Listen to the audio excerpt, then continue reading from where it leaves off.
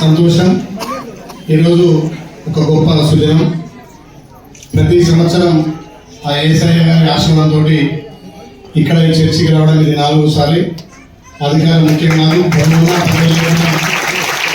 యేసయ్య దీవెనలు తీసుకొని ఇవాళ మీ ముందుకు వచ్చినటువంటి ఈ గ్రామ సర్పంచ్ ధనలక్ష్మి దీక్షిందర్ గారికి, ఉప సర్పంచ్ గారికి, మాజీ సర్పంచ్ గారికి, మాజీ ఎంపీటీసీ గారికి, మండల పార్టీ అధ్యక్షులకు, ప్రజాప్రతినిధులకు, ముఖ్యంగా మీ అందరికీ యేసయ్య ఆశీర్వాదం ఆయన దీవెనతోటి ఈ 5 సంవత్సరాలు మీ అందరి సహకారంతో ఆత్మకున్న అభివృద్ధి చేస్తారని మరొకసారి మీకు మాట్లాడుతూ, యేసయ్య వెంటనే శాంతి మార్గం, అందరి కష్టాలు పాపడానికి వచ్చినటువంటి ఆ యేసయ్య ఆశ్రమంతో కులాలకు అతీతంగా, మతాలకు అతీతంగా ఆయన దీవెనతో ఇలా ఆలయాలు అన్ని విధాలు అభివృద్ధి చెందుతుంది. మన ప్రజాప్రభుత్వం గౌరవ ముఖ్యమంత్రి రేవంత్ రెడ్డి నాయకత్వాన ఆలయం అన్ని విధాలు అభివృద్ధి చేస్తారని మాటిస్తూ, ముఖ్యంగా ఇప్పుడే మన సర్పంచ్ గారు చెప్పినట్టుగా మొదటి నుంచి కూడా ఆపుకుంటే ఆత్మీయులు ఎక్కువ ఉంటారు.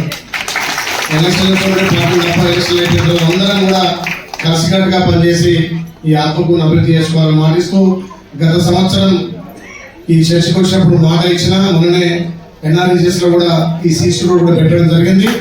మీకు ప్రొఫెషన్ తర్వాత CC రోడ్ కూడా కంప్లీట్ చేస్తానని మాటిస్తూ, ఆ యేసయ్య ఆశీర్వాదంతోనే ఇవాళ మీ బిడ్డగా ఆ రోజు మీ ముందుకు వస్తే మంచి మెజారిటీ ఇచ్చి గెలిపించినటువంటి ఆత్మ ప్రజలకు నేను రుణపడుతుంటా తెలియజేస్తూ, ఆ యేసయ్య గారి ఆశీర్వాదంతో మీరు మీ కుటుంబ సభ్యులు చల్లగా ఉండాలి, అందరూ ఆర్థికంగా బలపడాలి.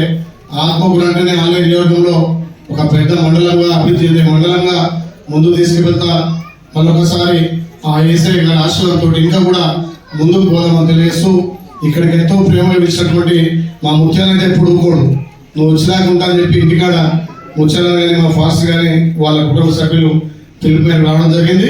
తప్పకుండా ఈ ఆత్మకును ముఖ్యంగా ఈ చర్చికి కావాల్సినటువంటి మౌలిక సదుపాయాలు కూడా కల్పిస్తామని తెలియజేస్తూ మరొకసారి హల్లెలూయా, హల్లెలూయా.